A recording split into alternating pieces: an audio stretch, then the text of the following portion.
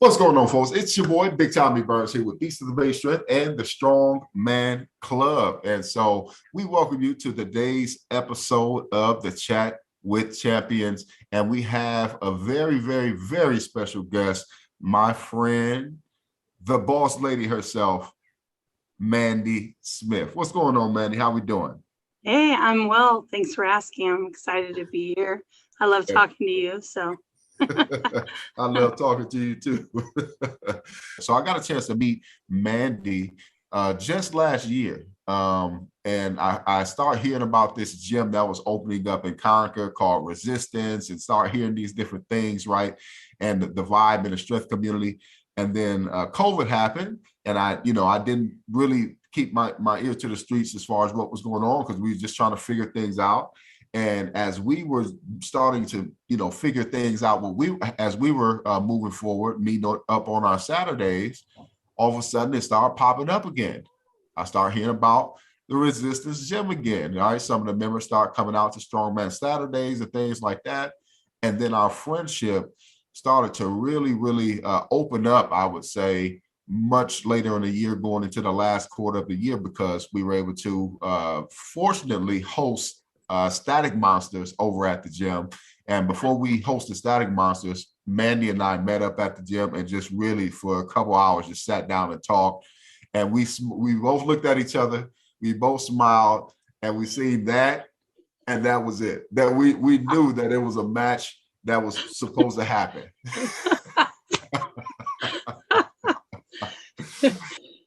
You're true.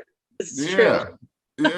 Yeah. So I am very, very honored and glad that you have that you joined us today. And the reason I wanted to bring you on here is because we've even been talking recently and just getting more insight. I know that you're getting ready for Worlds in powerlifting.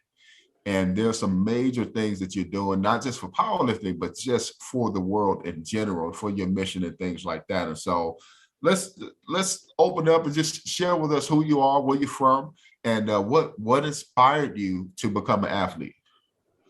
Okay, so I'm Mandy. I recently came into Boss Lady Mandy. That's my name right now. Right now. It was really uncomfortable at first. I've always just been Mandy, and coming into my title, not feeling like an imposter was definitely a really big step for me. And I recently ordered my lifting belt with my name on it as Boss Lady Mandy. So that was a big step. And where I come from, I grew up in a small town. I have 4 brothers, and, growing up, being the only girl in the family, obviously it was a rough environment. And my mom wanted to keep me busy. So I was in a lot of sports and a lot of activities. And one of them was competitive swimming. And so I became really involved with that. I grew up kind of that my parents were not able to really be involved. They had a lot of stuff going on in their own lives. And so I really fell deep into going to the gym. And so starting at a young age, I was always in the gym, and I remember being up on the cardio machines, and it was overlooking this really old school warehouse, this bodybuilder gym. And I remember seeing the pictures of Arnold and everything on the wall and black and white posters. And I remember looking down through that glass and seeing the guys down there. I even saw a guy with a strap on his forehead, and he was working out his neck. And I couldn't even figure out how that would ever be something that someone would need to do. But I remember wanting so bad to go down there. And so one day I went down there to that part of the gym, and the gym owner just really scooped me up. And he asked me, hey, let me train you. I'll take you to, you can do the bikini competitions, and you've got the body for it. Let's do it. And all I could think is I wanted to be more like the men that I saw on the wall, the really strong, powerful people. And so I told him I wasn't interested. And then I made personal goals, like how much I could put on the calf press machine and the leg press machine and on the chest press machine. It's like all I could think about was how I could keep increasing those numbers. And I really fell in love. It gave me an outlet. And so that's how I fell in love with the gym. I've been in there ever since. What inspires you to become an athlete? Okay, so because I grew up in competitive swimming, I was always an athlete. It's something that I took a lot of pride in, just getting out there, diving in the pool. You know, when you hear that shot, it's just all you, your breath in the water. You know, your only visual is just seeing your arm as it reaches over your head. So like for me, it was super peaceful and powerful too, to be a competitive swimmer. When I got around high school age, I started noticing that my body wasn't boyish anymore. I started having curves and I started having stretch marks. And I decided that the bumps that I grew on my legs, which was cellulite, I didn't understand. And I decided that it meant that I needed to stop wearing a swimsuit. So I quit the team. And that was the end of my athleticism.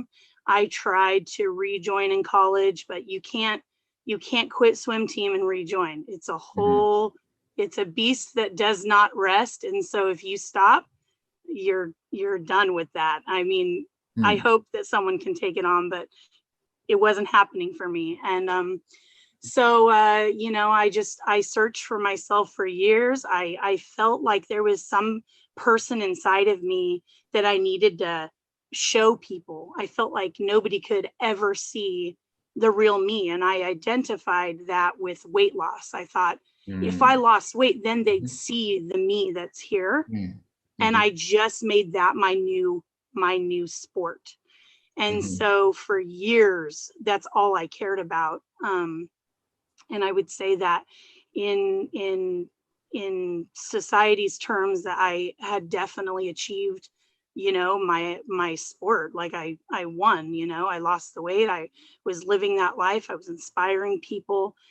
And then I guess this goes quite into detail, but and probably more than what we're trying to do for an intro. But let's do it. Let's do it. Let's go. Let's go. Let's rock and roll. So I was plugging away at that lifestyle and really not looking back and just telling everybody, you know, like when I'd show up at parties with my Tupperware full of romaine lettuce and mustard, people would look at me and say, man, I wish I had that kind of self-control. And I would say, yeah, it's worth it, you know. And watching them eat, you know, food and socialize, and all I could think about was how I looked and how I felt and how I definitely was winning.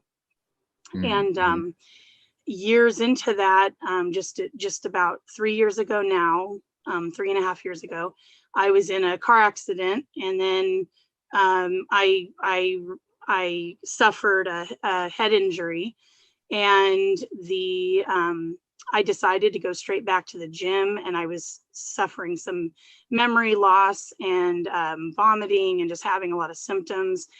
And I went to the doctor, and they said, yeah, you know, you have post-concussive disorder or something. And I was like, you know, well, okay, great. And I left there and I went straight back to the gym again. And it wasn't until I really couldn't keep it together, my family was noticing and I was having pain.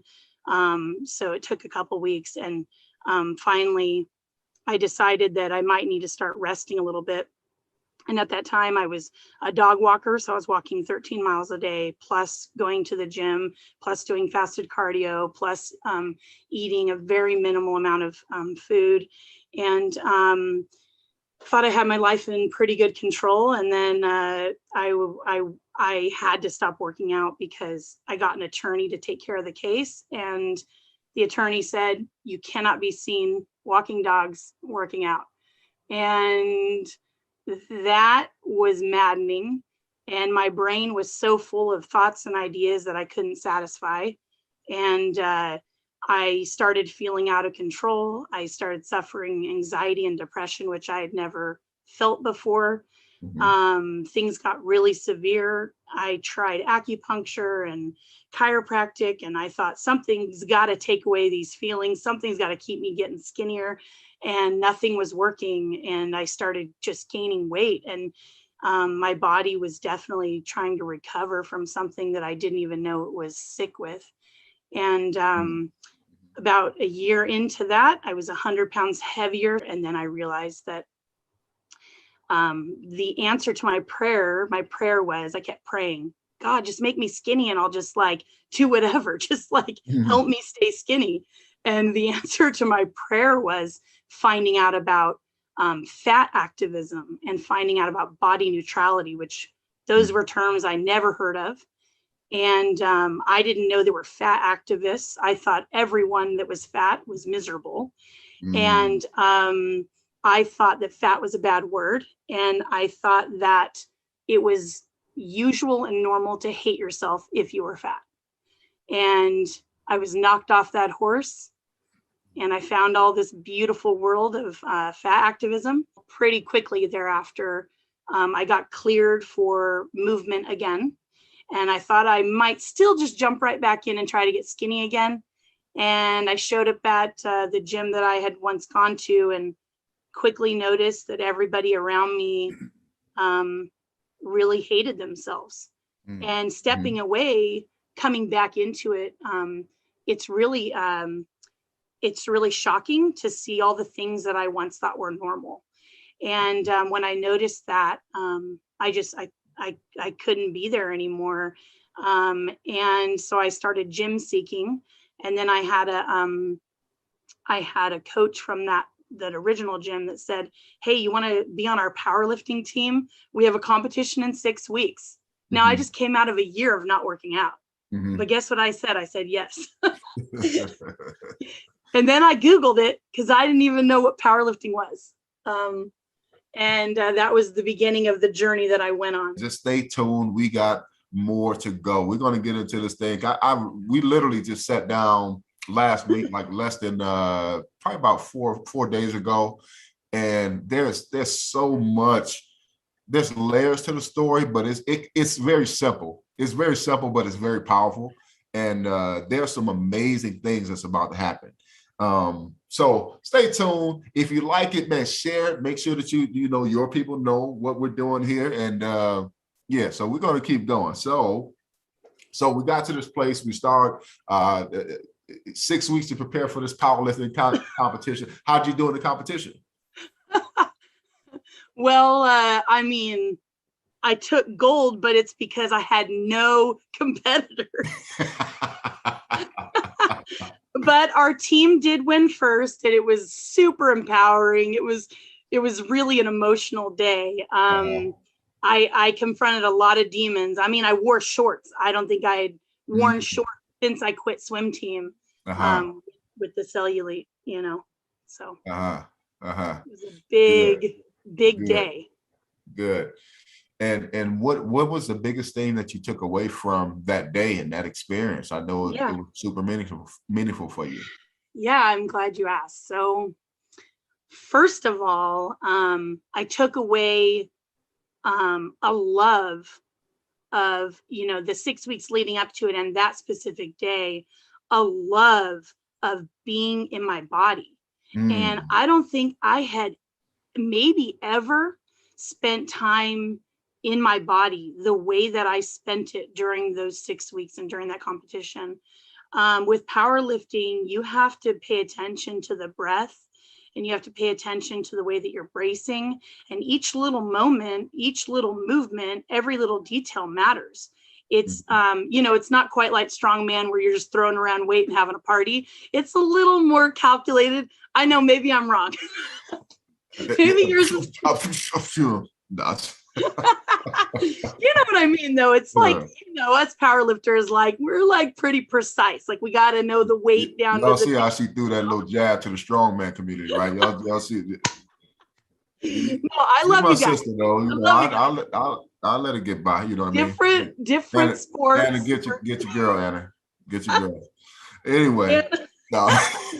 No, but you know, like it like worked with me because I like to be in control and I like those little details. I mean, we wave the cuffs that go on the bar. I went to Strongman and you guys said, you guys go, okay, pick it up. And I'm like, okay, I'm going to pick it up. And I said, how much does it weigh? And you guys are like, I don't know. Light, medium, heavy. That's Yeah, like, come on. So anyway, it caused me to be really focused on the details really in my body. And that was one huge piece that I liked. I found myself like every day of training in tears, like on the platform, just like in tears. I mean, I have not only like my own trauma from my childhood, but I am sitting on generational trauma. So all that stuff is stored in our cells. And when I put that barbell on my back and squatted over 300 pounds, I could feel this huge release and just tears like that. I'd never cried. I had never faced through all the years I took, all these psychology classes. I was in school for forensic psychology, and I did so much self-checking, self-help therapy. I never accessed the stuff I accessed on the platform, and that's what I took away first. But at my first meet. What do you think unlocked that? Yeah. Though? What? I actually think that once you're put under that immense pressure with the weight, it forces you, like I said, I use the word embody. It forces you to spend time in your body.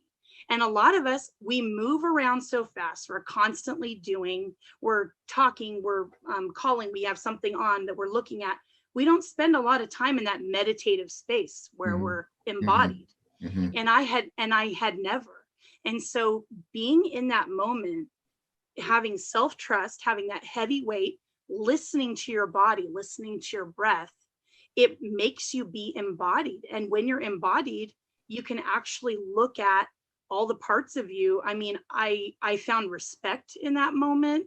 Like I found power, for somebody like for me, I went through a lot of neglect and some abusive situations as a child, and never dealing with that. And so it's in my body. And so physically having to face those things, like physically sitting in those positions with that weight on me, it actually, like, it's not that I sat there and thought, oh, I was neglected as a kid. No, like my actual cells were like releasing, like I could scream on the way out of a lift, and I felt some sort of wild relief. And like, I remember just falling into, like, sitting down to take my squat shoes off and just falling into just like sobbing tears, not like a little tear of joy. Like I'm talking about sobbing. I mean, it was a huge discovery for me. I didn't even know it existed. Now that I've done a lot of work, I understand how trauma is stored in the body, and how spending time in our bodies and being embodied can really like help us cope with all that stuff. So that's what it did for me.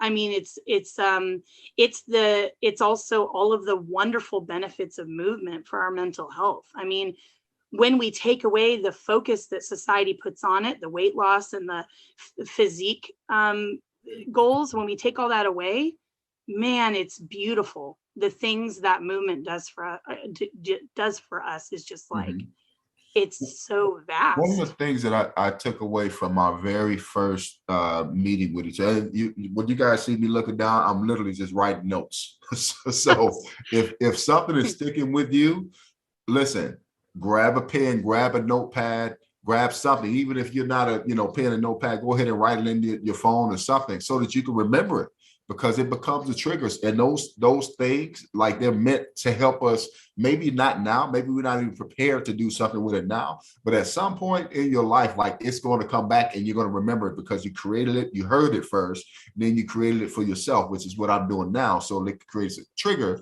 whenever I need it to come up. So go ahead and make sure that you're writing those things down. Right. I got a whole bunch of notes from the other day when we talked, and Mandy was doing the same thing. We talked. Yeah, we were like, oh my God. Yeah. So one of the biggest things I took away from and you are, listen, when I tell you this is a humble woman, a humble human. Let me use that term, a humble human, but a powerful human. Like, and when I use power, what I mean is like influential. Like an influence is very subtle. And what I love about our interaction and our engagement over the last year in watching you in pursuit of your goals with powerlifting and in pursuit of your goals as a businesswoman and entrepreneur and visionary, I've watched you be very, very upfront with who you are and what your message is to the world and what you want, not just what your message is, but what you want the world to feel, not just about you, but about themselves, right? So with that, but also just be very human with anybody that comes to want to learn about you and the movement, or learn about powerlifting and strength, or just need help with anything. I've just watched you be very human with people like that.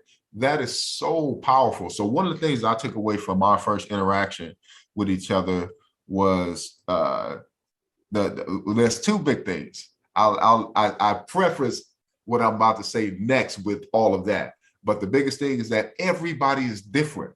Everything is different. And that one statement allowed many dots to start connecting in my life experience, right?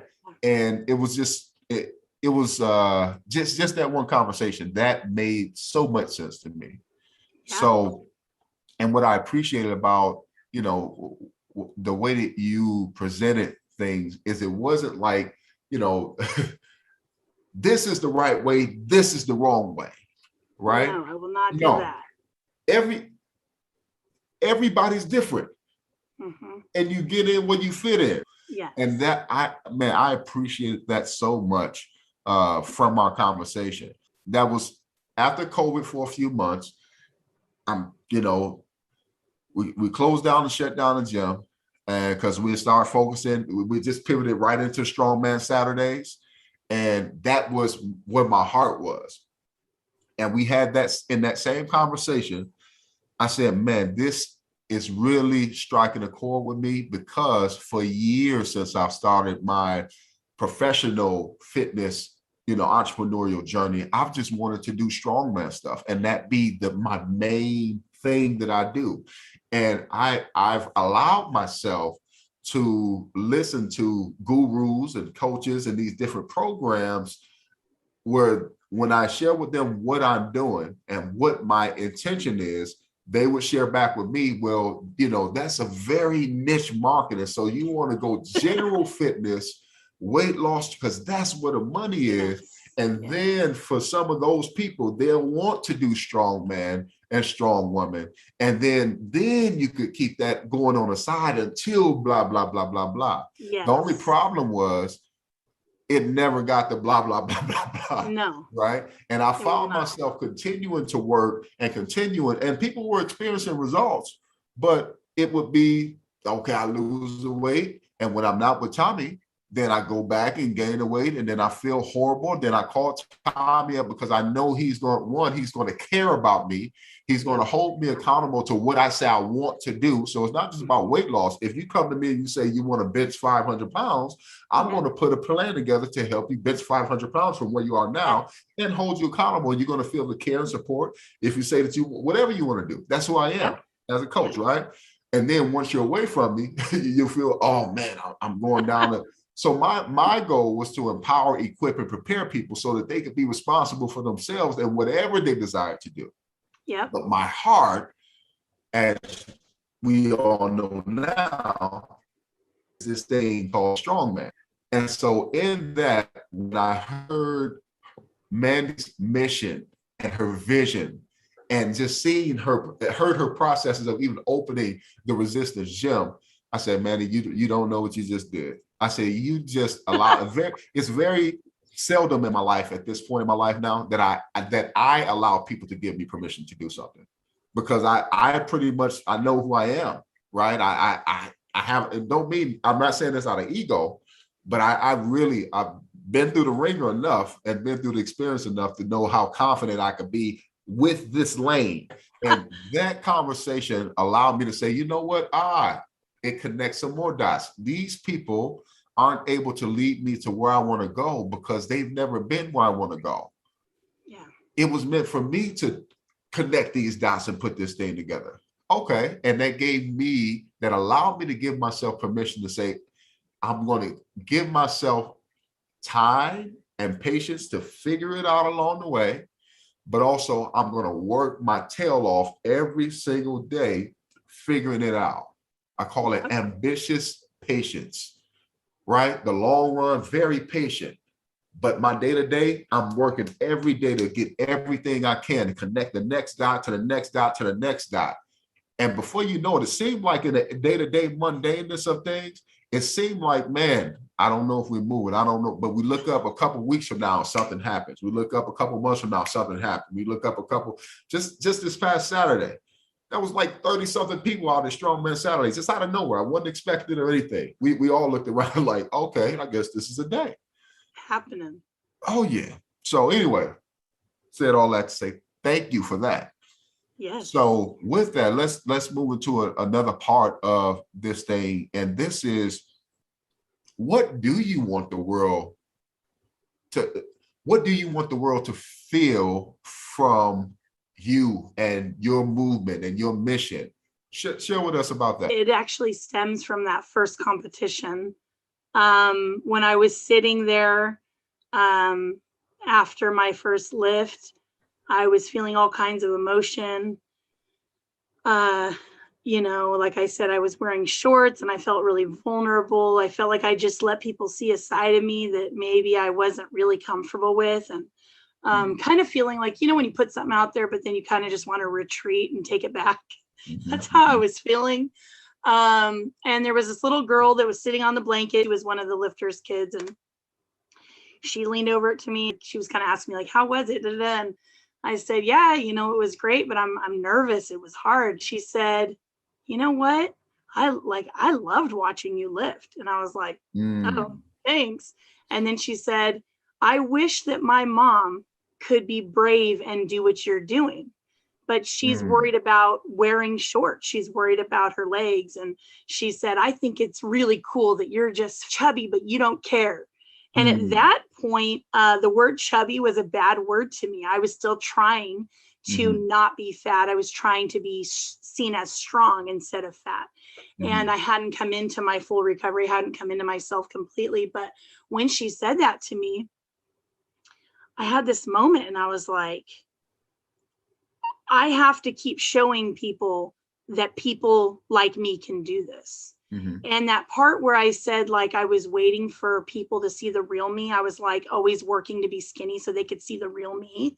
I was always doing that. And in social situations, I was always trying to prove that, like, the real me is really like, like thin and cool and smart. And like, I felt like in that moment that she saw the real me when she was talking to me. And I was like, I had this shift in my thought where I was like, maybe I am the real me. Like, maybe I'm not going to have to keep working to let her out. Maybe this is her. And I had reflected on those fat activists that I'd come across when I had been in the process of learning about all this. And I started being like, okay with the idea that maybe this was the real me. And when I left that meet, I couldn't even post the videos because I felt like so fat and so ugly in the videos. And so I would only snippet them. So it was just me under the barbell, just the lift, not me, walking up, even though in those moments I felt proud. When I looked at the videos, it didn't reflect the way I had felt. And so I was super embarrassed, actually, about all of those videos. I was super embarrassed, and I was thinking about who might have them and who else took them, and how fat and how ridiculous I looked. And but I focused on the way that I felt under that barbell on the platform. And then I focused on that conversation with that little girl. And then I decided that I needed to stand on the platform for her mom, for all the big girls. That's what I had to do. I had to do it. And I didn't want to do it. It wasn't something that I wanted to do, but like I felt it and I knew it was my job. It was my calling. And like I had no idea what kind of ride I was going to be going on. How long ago was that first meet? So that was in 2019 in April. So not that long ago. So April 2019.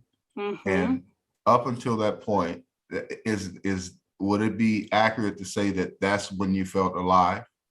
Yes.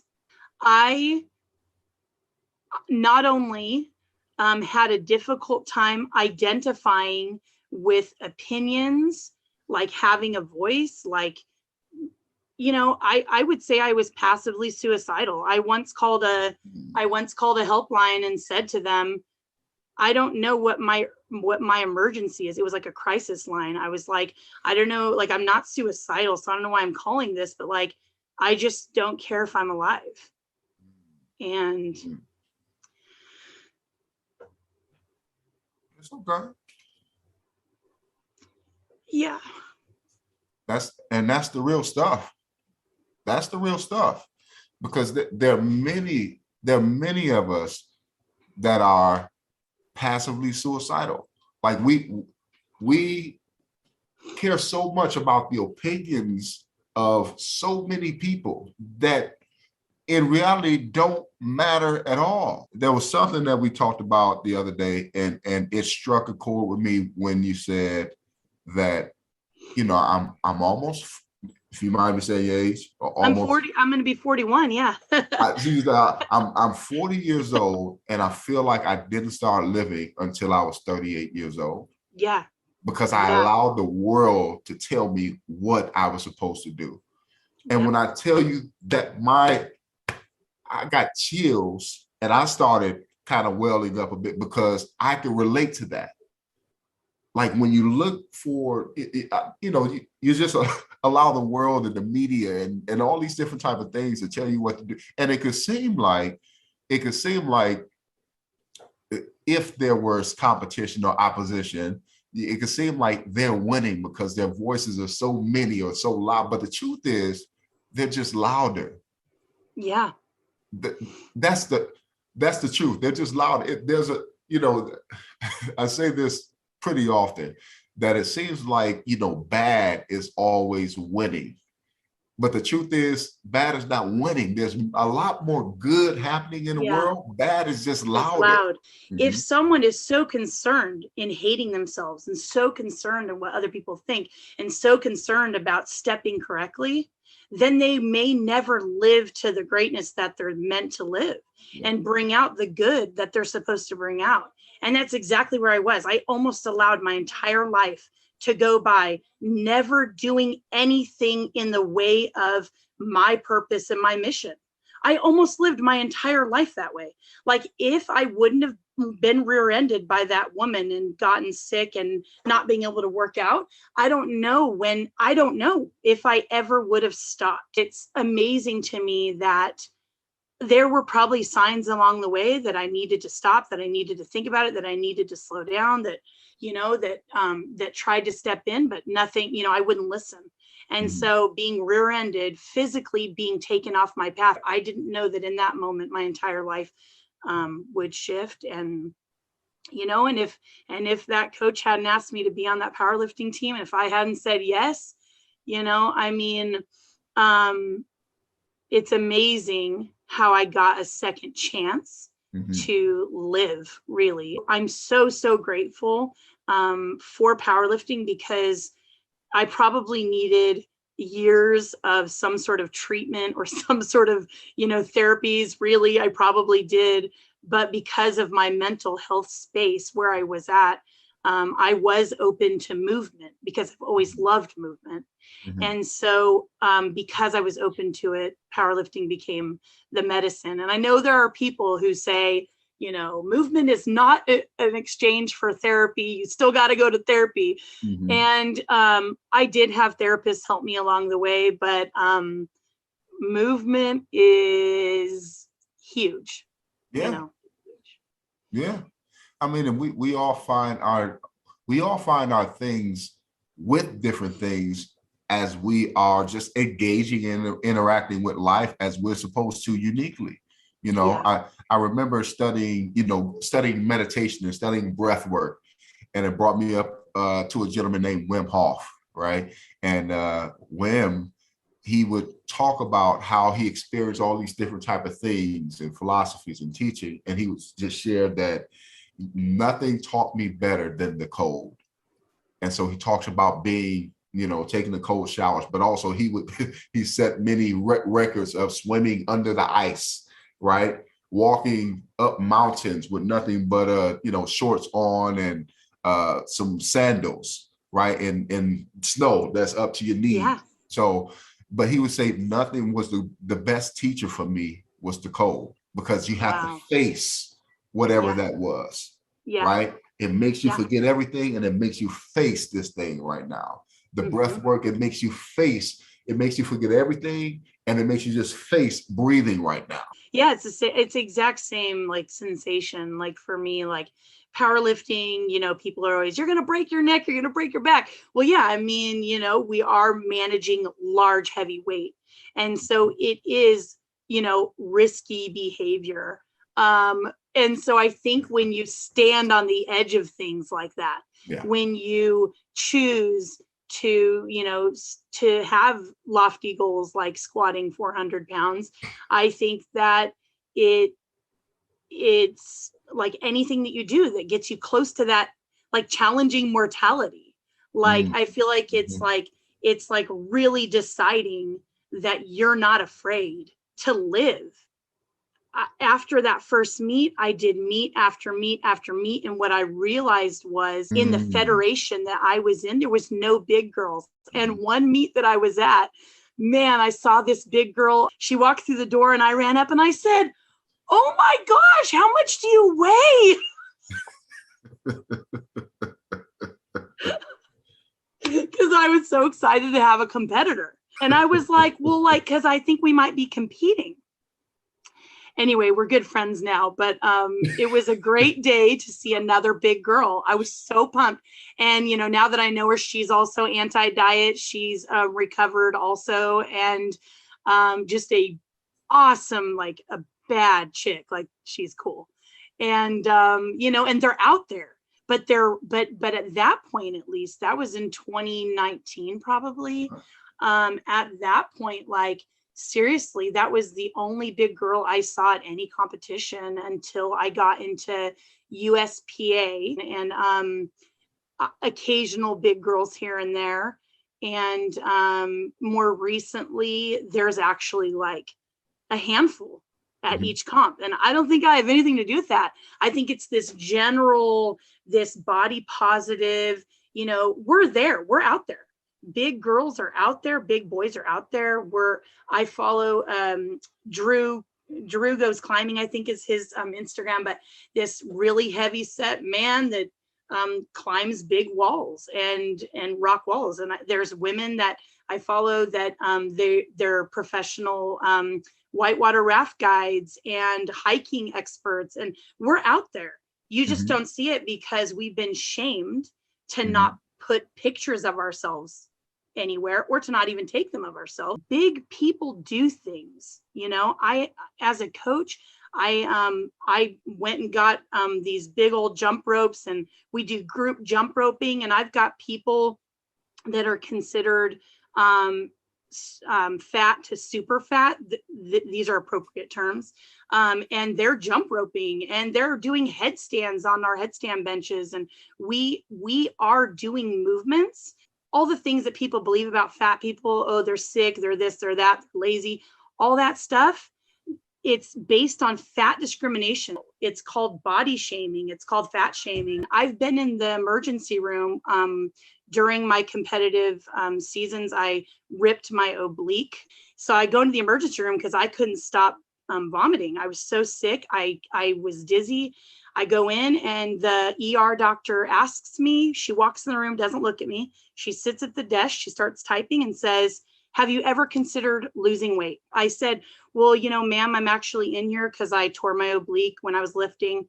She goes, well, yeah, you shouldn't be lifting heavy when you're fat. Many people go into these situations and they listen to these professionals who say, hey, have you ever considered losing weight? And then, the shame comes in, and then I'd be like, oh man, I need to lose weight.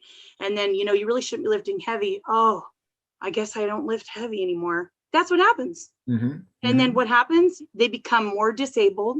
They become lazy.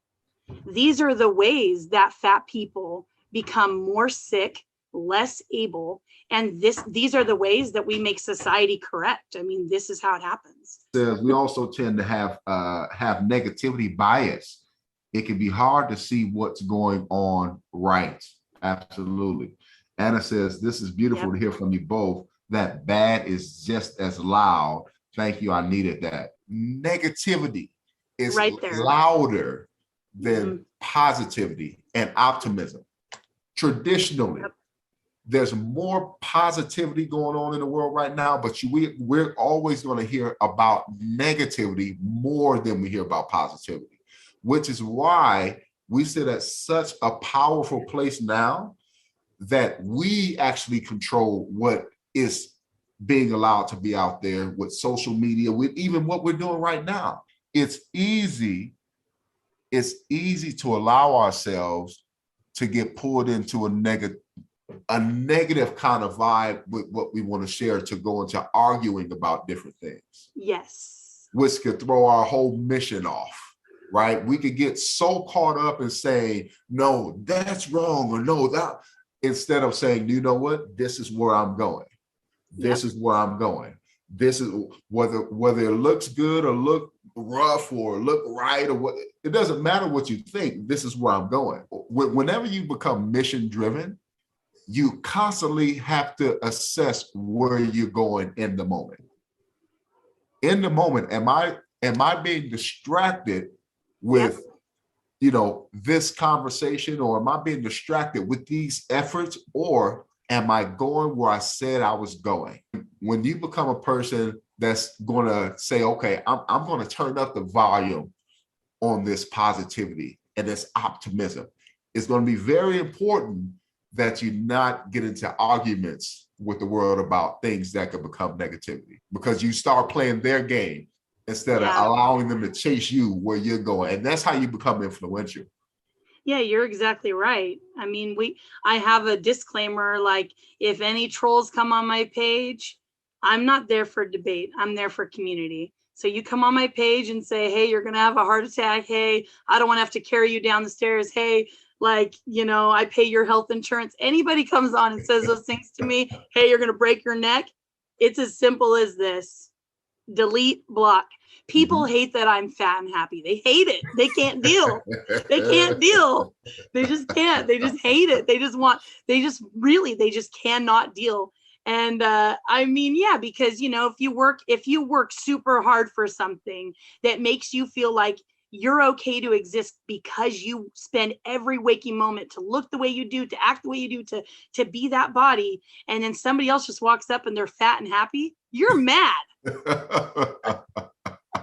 So anyway, I just focus on staying in that direction. And, I get a lot more positivity than I do negativity. Everyone will find freedom in their own way. And I found it when I left that lifestyle. And so I will talk about it. I will say how free I feel. The thing is this isn't a gimmick. I'm not trying to sell anything. I believe in freeing people. That's what I want. I want to spend the rest of my life freeing people. When we adopted my son, he ended up having severe mental health issues, and I had to drop out of school. And so when the inspiration came to me that I needed to open a gym, it wasn't just going to be a gym. It wasn't just going to be a room with weights, like my whole goal there is freeing people. I tell people, I don't care what you wear. I mean, we have our members in there barefoot lifting. Shout out to all those barefoot lifters. I tell them, order food to the gym, put on your music that gets you going. I want people to feel like movement is like the best thing that they can experience. And I want I want people to connect with themselves the way that I did. And I want people to feel safe. I really wanted to create something different where it's like a safe space. You know, you can be crying in the resistance gym. We have a rule that you leave your ego outside. We don't play that game in the resistance because egos just get in the way of, you know, what's really going on. I'm going to finish that for you. Egos get in the way of progress. You don't want to look like you don't know what you're doing, but that's the cool thing. When everybody takes their mask off, it's just like, it just feels like home, you know? Yeah. When we say that we're about building strength and building community, we're really about building strength and building community. It's just as important as being strong. Like the Strongman Club is a place where you could absolutely show how strong you are, how much of a challenge you want to face. You could be a badass without being a jackass. You're going to see people that are happy, that are lifted, that are challenging themselves, and you know, but that's what it's about, right? Yeah. And that's literally how you create your movement. You just keep focused on the work. In as much depth as you want to go into, I want you to lay out the plan for the why we're doing it, what we're doing, why we're doing it, and lay out the game plan in kind of like bullet points so that people know why they're about to see as much stuff as they're about to see from us. What I'm about to do is I'm really right now I'm going to be starting some weekly powerlifting classes to really start bringing movement to the community. We've had movement classes in the past, but we're going to actually specify and make them powerlifting classes to really try to get people involved with what we're doing on our end, teaching people that you know, it's okay to have any kind of body, any ability. We really want to service all of the communities that haven't felt safe in fitness spaces. That's why we built the resistance. So right now, you know, we're a few months back open. I mean, since March, really, we've only been open 4 months. But we've really kind of honed in on what people want. And so we're going to be creating a powerlifting program for adults. And then we'll be holding our own little meets at our space. So that's one thing that's coming up. Another thing is, I qualified for the World Championships, so I'm heading to England. The reason that I compete is for the platform. It shows other people that they can do what I'm doing. It shows the big girls that we're out there, we're doing this. It shows everyone, you know, maybe they'll think twice before judging another big girl or thinking some fat person shouldn't be in the gym. We belong in those spaces. And so that's what I'm showing. So I'm going to take it to Worlds in England so I can show on a larger stage what we can do. And I'm 40, almost 41. I'm a mom of 4. I am, you know, I'm fat and I'm an athlete and I'm a gym owner. And so I really want to bring that out to the world and show everybody what's up. So I'm doing that. When is Worlds? So that is November 24th. And so to support me going there, and to get you guys all on board with what with this project, I'm going to be hosting a body positive pool party. So if you want to show up and wear a bikini and just let it all hang out and not have to wear a cover up or a t-shirt or pull and tuck. I just feel like, we don't get to do that often. And so I'm going to be throwing that. So I'm just working on getting the venue straight. This is going to be the baddest. Listen, this is going to be the baddest shit of the summer. This is going to be the baddest shit of the summer. You hear me? I'm excited. Listen. Tacos. Listen. It's going to be bad. You're talking about excited. Drinks, bar, food. Yep. We're going all out. The whole gamut. We're definitely going to go all out. This is not an afterthought. This has been in my dreams. And so it's going to be amazing. Once I get the venue smashed out, I have a couple options right now. Then we're going to put it out there and you can get your tickets, and that'll support my efforts in going to Worlds, and then also just the movement of the gym. We had to be closed the first year of business, and we were not eligible for any loans or anything like that. And so it was definitely difficult. So this will support that. We're also going to have a powerlifting, like a deadlifting competition at the gym to support it. And so everybody who's strong can come out and participate in that. And we have a designer that's working on a t-shirt that people can purchase to help support the movement. So that's what's going on. But the pool party is going to be lit. It's true. It is. It's going to be pretty amazing. Yes. Basically, if you just imagine like your wildest dreams of a pool party, that's what's going to happen. I'm excited. We're going to have a photographer there, so you feel like paparazzi. We're going to show up in pictures, and we're going to show up in pictures this summer in our swimsuits, and it's going to be bad. So I'm excited. I want to thank you, not just for tuning in, but I want to thank you and really send a shout out to the Resistance Gym family, because yesterday we announced, over the past 2 weeks, we've announced that Concord and the Resistance Gym is now the 3rd location of the Strongman Club, the newest location of the Strongman Club. And we'll be launching that the first weekend of October.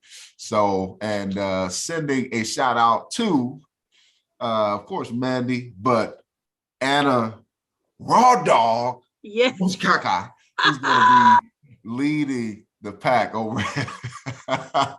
I can't. Who's going to be leading the pack over at the Resistance location. And so, man, super excited about that. Mandy, thank you for joining us. Thank you for joining us. My pleasure. Appreciate Thanks for you. having me. For anybody that is watching the replay of this, man, thank you guys. Thank you guys for watching. Appreciate you all. Leave comments below, like, comment, subscribe, stay up to date with us. And where could they find you on Instagram or any other platform? Yeah, you can find me on Instagram, Twitter, anywhere, Facebook, even the Resistance Gym. It's the only one. And you can find me at It's Boss Lady Mandy on Instagram. So the Resistance Gym or It's Boss Lady Mandy, and they're linked together. So excellent. Yeah. Thank you so much, Tommy. Absolutely. Any last words? Yeah. Dude, don't wait to live your life. Like, do it right now. Yeah. Like, if you are waiting till your body looks right, or till you're interesting enough, or till you have your degree, or till you make enough money, you could die tomorrow. Like, you could die right now. Like, so live your life right now. And you don't have to wait to become something. You can just be. Like, when I decided I was a power lifter, it's a little bit embarrassing, but like, I changed my bio to Mandy power lifter. You can do it. Like, whatever. And then you can just become that thing that you really, that real you that's hiding inside. It's actually not. And that's the big discovery that I had. It's there. It's just there. It's always there. You just aren't even willing to see it because you're letting society decide how you see yourself. Yeah. So if you decide that you are what you think you are, it's just that easy. Like, it's that simple. Yep. So don't wait. Don't waste your life, you guys, for real. Don't wait. I have a friend that always say, my man, his name is Far Bell, man, one of my best friends. He said, don't do it now, do it right now. So yes. Don't wait to do it now. Do it right now. I am a huge, huge fan of that saying. It is exactly true. You'll never look back and regret making a move. You just will not. I'm telling you. I'm telling you. Regret weighs way more than risk, man. Oh my gosh. Regret outweighs risk way more. Risk looks more intimidating because it's bigger up front and you can see it. But regret is so long. And that's why it weighs so much, because it weighs, and the longer you wait with it, the heavier it gets. Yeah. And the more life you lose. Yeah, don't do that. Yeah, don't wait. Don't do it. Don't be like us. Don't be like us. Just kidding. All right, Mandy. I'll catch you in the after party room. Thank you guys for joining in. Thank you guys for the comments and the questions and all that good stuff, man. We appreciate you. Thank you. And we'll see you on the next Chat with Champions. Peace from the Beast.